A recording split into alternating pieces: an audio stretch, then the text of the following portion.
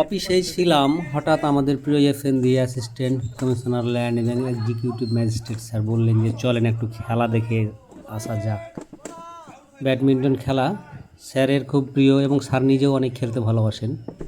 প্রতিদিন নিয়ম করে স্যার এই ব্যাডমিন্টন খেলেন, তো সে সুবাদে আর কি চলে গেলাম।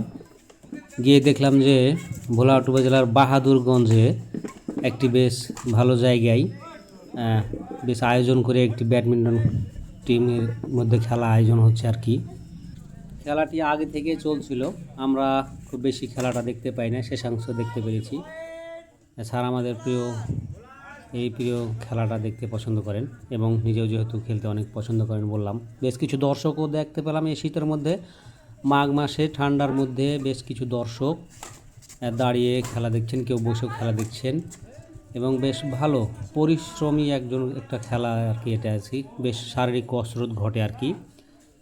এবং এই খেলাটা একসময় আসলে কিছু অভিজাত এবং এক্সপেন্সিভ টাইপের মানুষের খেলা ছিল, কিন্তু এখন এই খেলাটা দিন দিন গ্রাম অঞ্চলের যে কোনো শ্রেণী পেশার মানুষের মাঝেও বেশ ছড়িয়ে পড়ছে এবং দিন দিন জনপ্রিয় হচ্ছে এবং ছোটো ছোটো ছেলেপেলেরাও তাদের র্যাকেট, ব্যাডমিন্টন, ফেদার কিনে তারাও খেলাধুলা বিভিন্ন সময় করে থাকে।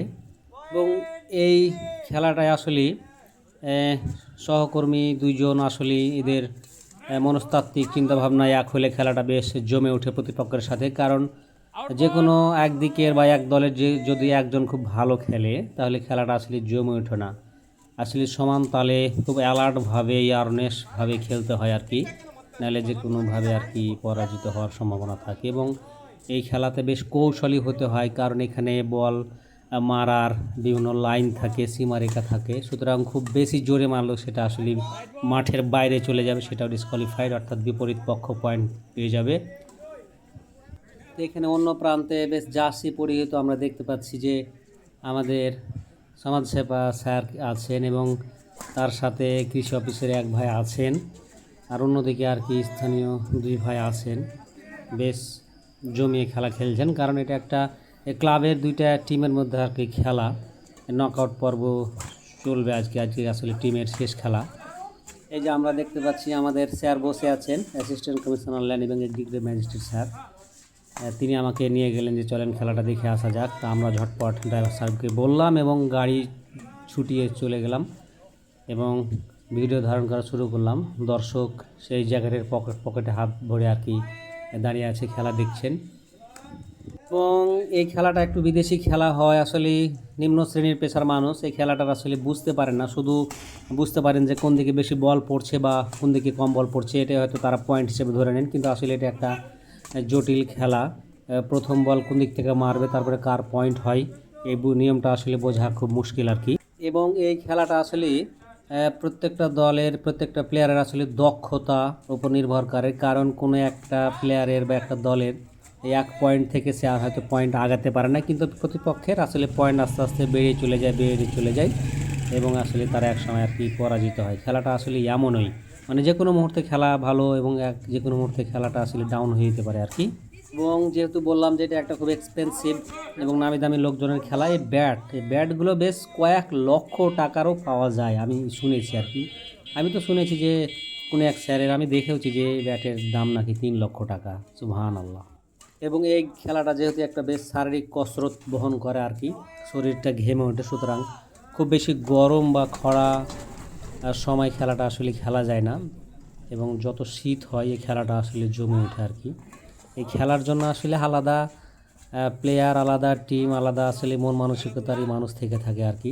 তারা প্রতিদিন যখন খেলার আয়োজন করবেন তাদের সেই ব্যাট সমস্ত কিছু রেডি, জুতা, পোশাক সব কিছু রেডি করে আর কি নির্দিষ্ট সময়ে মাঠে আসলে উপস্থিত হয়ে যায়। আমাদের ভোলাহাট উপজেলাতেও এভরিডে খেলা হয়। সংশ্লিষ্ট উপজেলা প্রশাসন আর কি এই মাঠটাকে বেশ শক্ত করেছেন, এই ফ্লোরটা আর কি ঢালাই করে রেখেছেন। এবং যেহেতু এখন মাঘ মাস, বায়ু প্রবাহিত হয় এবং বায়ু প্রবাহিত হলে আর কি ফেদারগুলো ঠিকভাবে ঠিক পজিশনে আর কি যেতে পারে না, এই জন্য উপরে আর কি সাইডে তিরপালও টাঙানো আছে যাতে বাতাস না লাগে। এটা আসলে ভোলাহাট এই যে বাহাদুরগঞ্জের এখানে উপরে অনেক উপরে আর কি একটু দেখছি যে কাপড় টাঙানো আছে, মানে বেশ আর কি ভালোবেসে খেলা আয়োজন তারা করে থাকেন আর কি। এবং শারীরিক দুর্বলতা যদি থেকে থাকে এবং শারীরিক সক্ষমতা যদি স্ট্রং না থাকে, আসলে এই খেলাটা বেশ কয়েক গেম খেলা যায় না, মানে কয়েক গেম খেলার পরে আসলে হাঁপিয়ে যাওয়া যায় আর কি, বেশিক্ষণ খেলা যায় না আর কি। তা আমরা যখন খুব ছোট ছিলাম, এই খুব ছোট প্রাইমারি লেভেলে, তখন আমরা আসলে খেলতে পেতাম না আর কি। ওই যে চারিপাশে যে বলগুলো আসলে বাউন্ডারির বাইরে চলে যেত, সে বলগুলোই মূলত আমরা কুড়িয়ে দিতাম আর কি, দেখতাম আর কি। এখন তো মোটামুটি চাইলে হয়তো খেলতে পারি, ব্যাটস আছে, তারপরে জুতা, পোশাক, ট্রাউজার সবই আছে আর কি, কিন্তু আসলে সময় নেই, বিনোদনের সময় নেই, শুধু অফিস আর অফিস, কাজ আর কাজ। আর এখন তো আসলে সামনে নির্বাচনের সময়, হুটহাট করে আসলে যে কোনো জায়গায় চলে যেতে হয়। মোবাইল কোড, নির্বাচনী আচরণবিধি কোথায় লঙ্ঘিত হচ্ছে কিনা আর কি, তার ফাঁকে আর কি যতটুকু চেষ্টা করা যায় আর কি। কারণ শরীর ফিট তো সব ফিট, শরীর ফিট মন ফিট, শরীর ফিট চিন্তা ভাবনা ফিট। সেই সুবাদে আর কি আমরা সবাই আমাদের পছন্দের খেলাগুলো খেলে থাকি। এই হচ্ছে ব্যাডমিন্টন খেলা, র্যাকেট খেলা চলছে। মাঘ মাস, একটা ঠান্ডার মধ্যে খেলা চলছে। বাবা, এই তো আরেকটু হুজুর পড়ে যাচ্ছিল, খেলা শেষ হলো। বাহ বাহ বাহ বাহ বাহ, এই তো মজা, এটাই হচ্ছে মজা। কে বাদী, কে প্রতিপক্ষ, সবাই বন্ধু খেলার মাঠে, সবাই বন্ধু। এটা হচ্ছে খেলার মজা। খেলা তাদের মধ্যে সমাপ্ত হলো আর কি।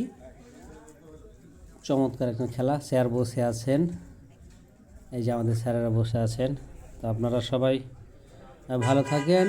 আপনারাও চাইলে আপনাদের এলাকায় সেই খেলার আয়োজন করে দিতে পারেন। খেলার প্রচলন হবে, বিদেশি খেলা আমাদের দেশেও প্রচলিত হবে। সবাই ভালো থাকেন। আমার চাপা এক্সপ্রেস ভালো লাগলে লাইক, কমেন্টস, ফলো, শেয়ার করে পাশে থাকবেন। আসসালামু আলাইকুম।